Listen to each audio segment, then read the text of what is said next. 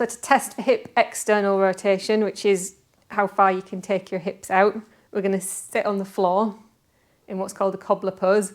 If you find this hard to do, sitting upright, you can sit on a block. You can even sit against a wall. I would recommend sitting against a wall for most people to start, because you're taking out the element, again, of holding yourself up.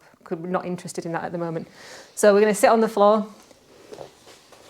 sit with your back against a wall. If you find sitting like this impossible and your knees are up here, sit with your back against a wall. So you're going to sit with your feet together. You're going to just bring your bum towards your heels as far as is comfortable. And then you're going to hold wherever you need to hold. So this is going to depend on your anatomy, basically. You can hold ankles, feet, toes.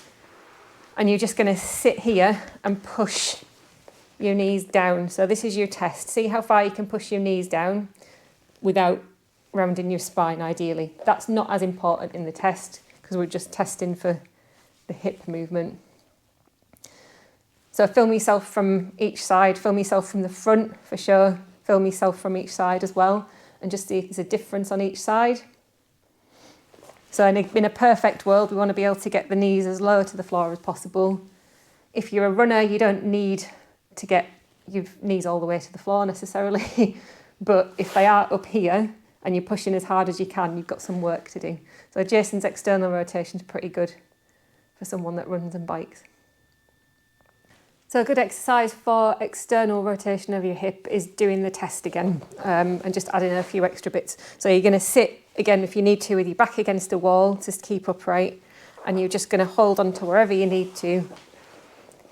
And in a perfect world, ideally, we want to sit and hold this passively just for a couple of minutes. So 2 minutes just holding this stretch, not pushing down excessively, just sitting in it and getting comfortable. If you want, you can waggle your knees up and down a bit. You can rock a little bit. But stay in here for a couple of minutes first. When you've done that, you're going to start to add some resistance. So like we did with the other ones, you're going to push down with your knees as hard as you can for 10 seconds. So you can pull up a little bit with your arms to help. But basically you're just holding that, pushing down towards the floor for 10 seconds. And then you're going to pull your knees up, but without moving your knees. So you're going to lift your knees up.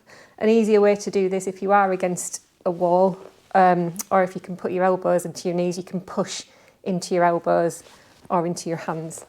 So you're going to push up for 10 seconds as hard as you can, and then you're going to have a little rest, and you're just going to do that again. So do that a few times through, and then you can go back to this position again, just see if you can get a little bit further.